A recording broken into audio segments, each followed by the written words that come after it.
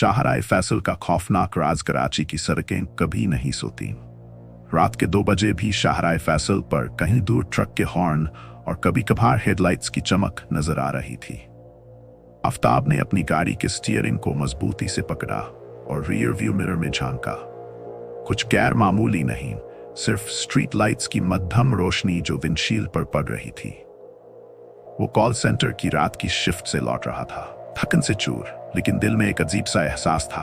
Nursery flyover पर अचानक phone बजा, नामालूम नंबर। कुछ लम्हे हिचकिचाने के बाद उसने कॉल रिसीव की। एक सरगोशी औरत की मध्यम आवाज, वो तुम्हारी पिछली सीट पर है। आफ्ताब ने फौरन ब्रेक लगा दी।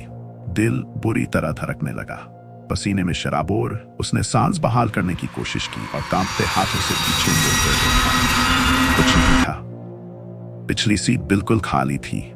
हल्की सी हंसी के साथ उसने अपना सर झटका। ज्यादा हॉरर फिल्में देख ली हैं शायद।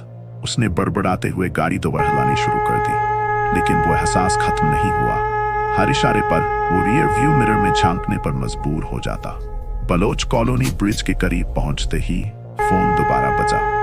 आईने में मत देखो। आफ्ताब की सांस अटक गई। अचानक गाड़ी की छत पर हाथ रगड़ने जैसी आवाज आई, जैसे नाखून आहिस्ता आहिस्ता खींचे जा रहे हों। उसके हाथ लरजने लगे।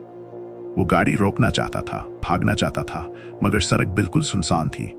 फिर मिरर में एक साया सा हिलता नजर आया, लंबा, खामोश, पिछली सीट पर बैठा हुआ। आफ्ताब की चीख हलक में ही दब गई। उसने गाड़ी को जोर से झटका दिया और खिड़की में ब्रेक लगा दी। तेजी से पलट कर देखा, खाली। फोन दोबारा बजा। एक तस्वीर मौसूल हुई। कांपते हाथों से उसने तस्वीर खोली।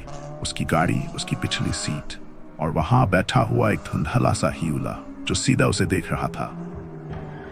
आफ्ताब ने चीख मारी, फोन फेंका और गाड़ी छोड़कर भाग खड़ा हुआ। सड़क सुनसान थी, शहर जैसे मुर्दा पड़ा था। दूर कहीं एक ट्रक गुजरा। उसकी हेडलाइट्स ने एक लम्हे के लिए गाड़ी के अंदर झांका, और वहां ड्राइवर की सीट के पीछे अंधेरे में एक धुंधली खौफनाक मुस्कुराहट।